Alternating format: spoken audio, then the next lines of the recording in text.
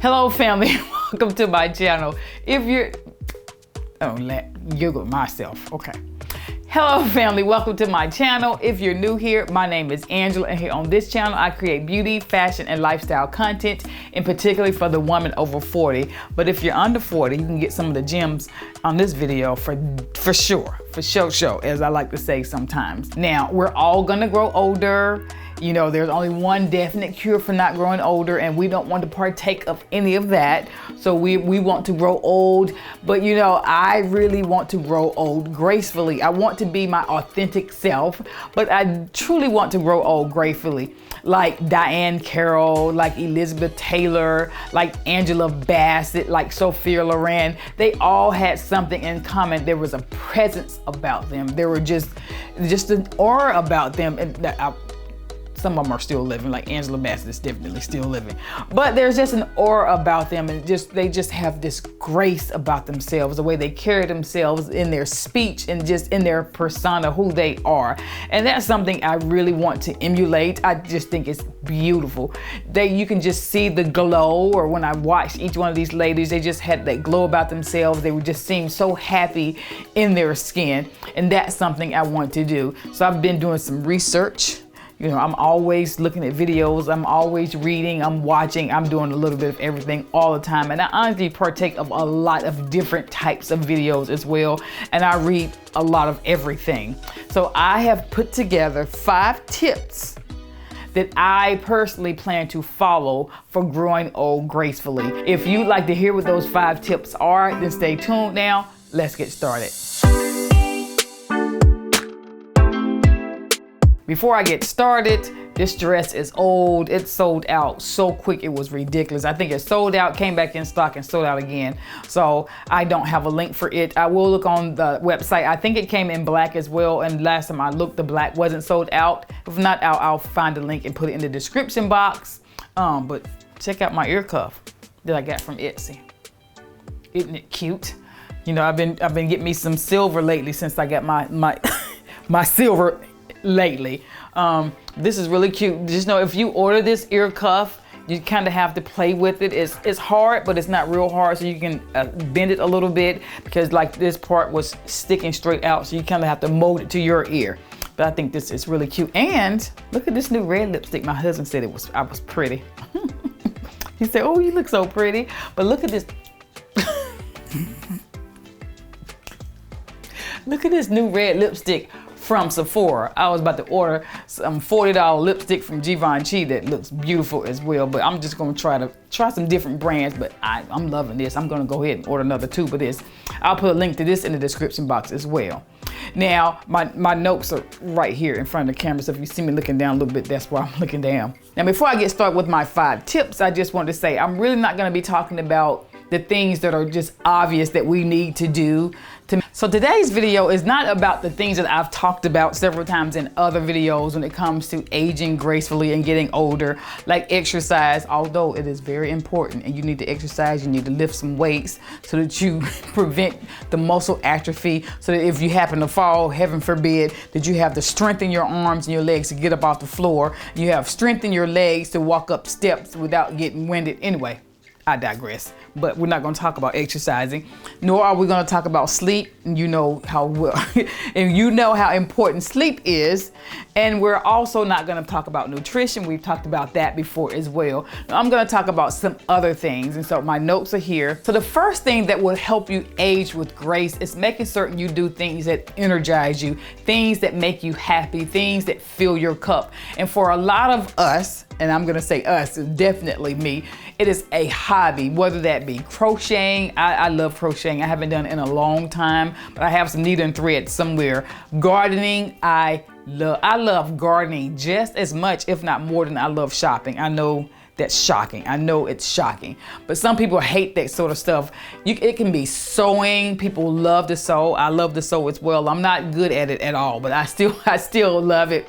cooking or baking or just sitting outside, spending time alone. Or I have Montoya loves reading. That I've never met anyone that loves reading so much in my life. She loves reading. It just brings her so much joy. And for me, like in the summertime right now, today it was a cool day, but the sun was out, and if you're in the sunshine, it was nice and warm. So I took my chair outside, and I do this all spring and all summer unless it's raining outside.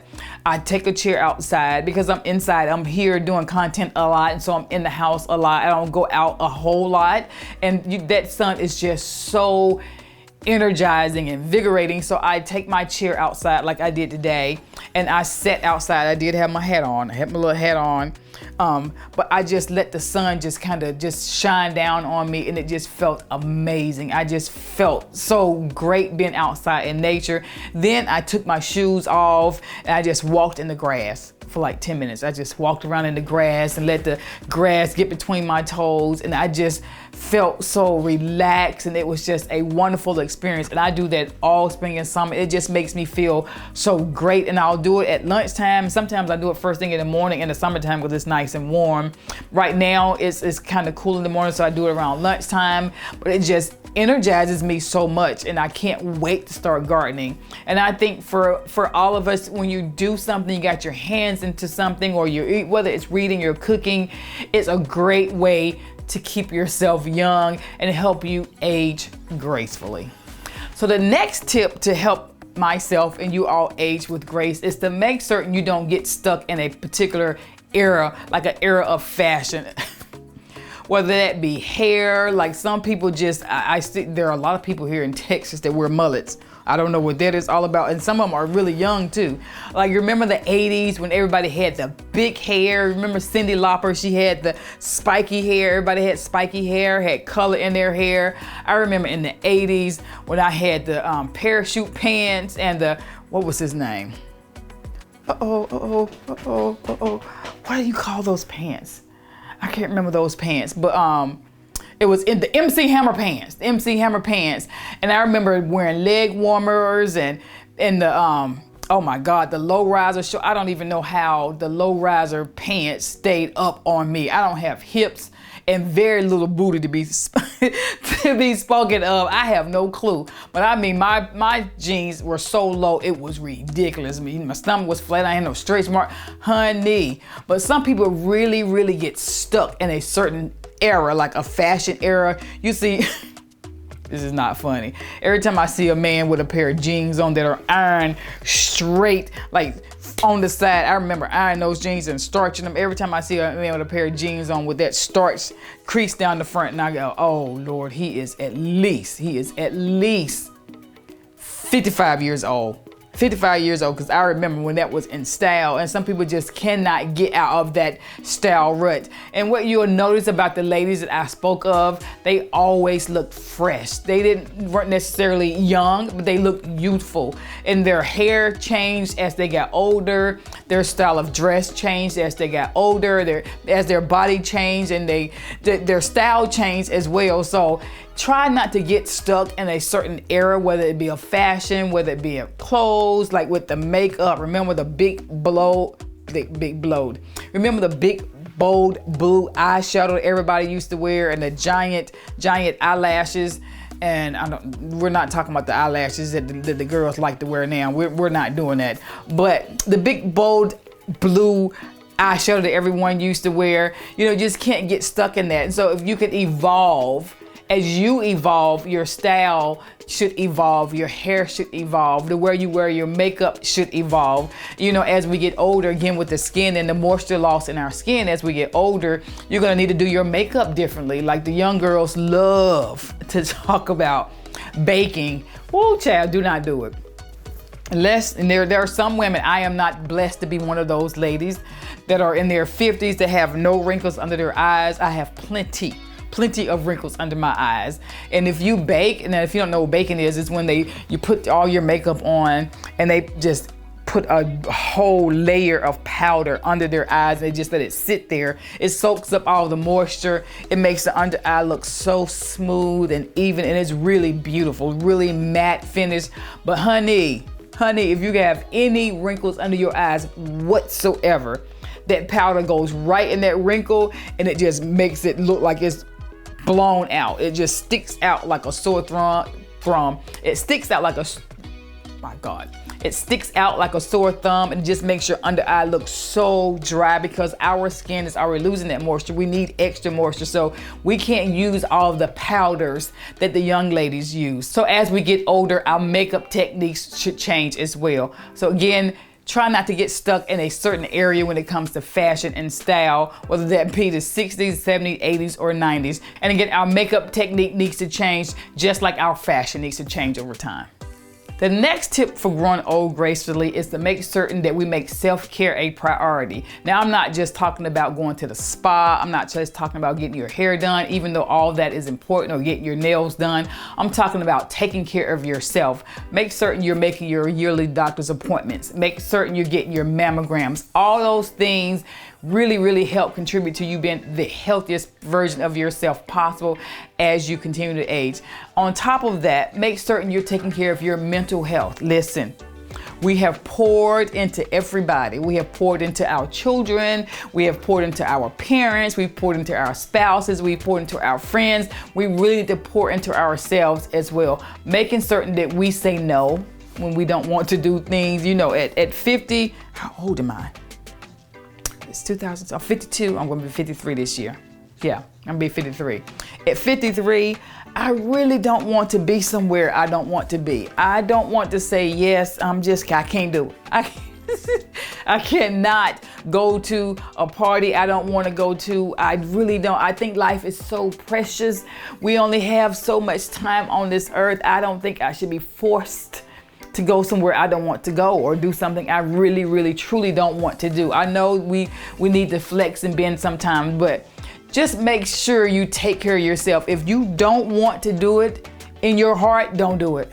Just do not do it. And it's okay to say no so that you can stay home and sit down and read a book, or so that you can stay home and sit down and watch Netflix. Whatever it is that you're gonna feel really comfortable doing, it's gonna benefit you, you're gonna be happy doing, that's what you should do. It is quite okay. So make certain that you're taking care of your physical health and your mental health as well. So the next tip that you can follow to make certain you're aging with grace is to just not focus on the negativity in the past. We all have one. Things happen to all of us that were just terrible and just hurtful if we really think about it. But it doesn't really help us right now in the present, and it's really not gonna help us in the future, especially if we're not looking at it to learn a lesson.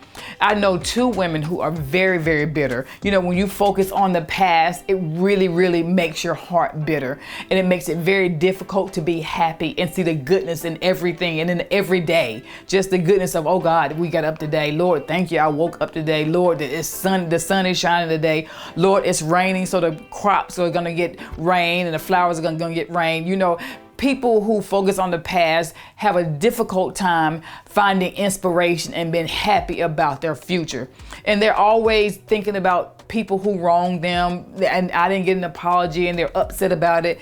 And they just don't realize, for the most part, most of us never get an apology from people who have wronged us. And a lot of times those people have no clue that they wronged us in the first place. So we're definitely not going to get an apology. And if you think about it, you know, you think about the past, we think about ourselves as well. We like to blame other people, but we were sinful. We created some of those issues as well. And sometimes you have to learn how to forgive yourself for the things that transpired in your life. You know, for me, I can say for myself, I stayed in relationships for too long. Relationships that, you know, that weren't going anywhere and weren't good for me, but I stayed longer than I should have. You know, and I think if I think about it too long, why did I do that? I should have done better. But I can't focus on that. I have a husband now, and I'm extremely happy. But if I think about my past and past relationships, it's going to make me sad. So try not to focus on the past. You know, a lot of us stayed in bad jobs for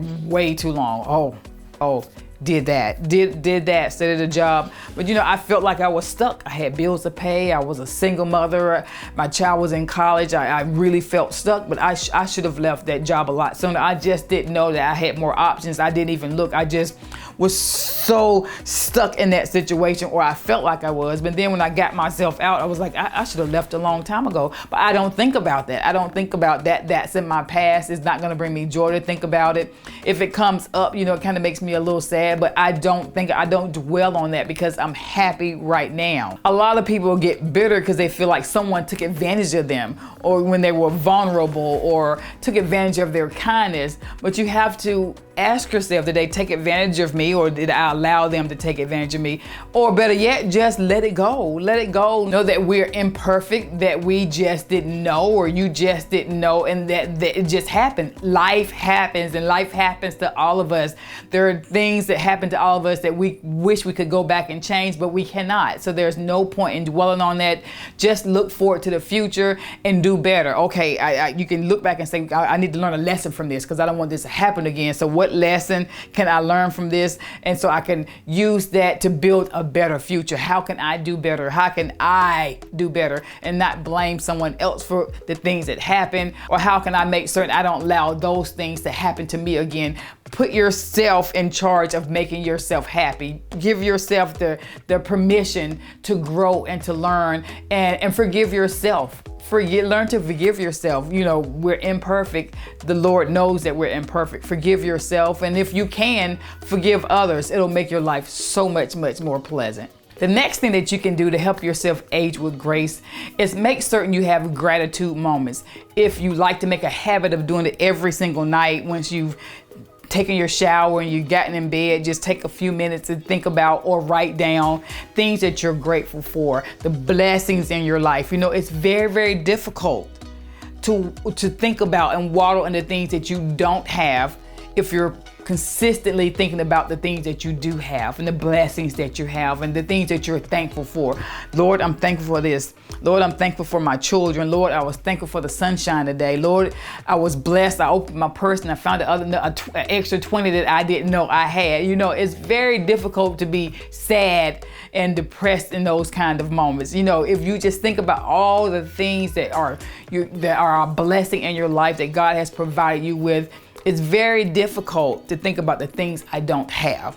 So try to create moments of gratitude, whether it be at night, whether it be at lunchtime, whether it be in the morning, whatever time is best for you. Try to create that time. It creates a spirit of humbleness and gratitude.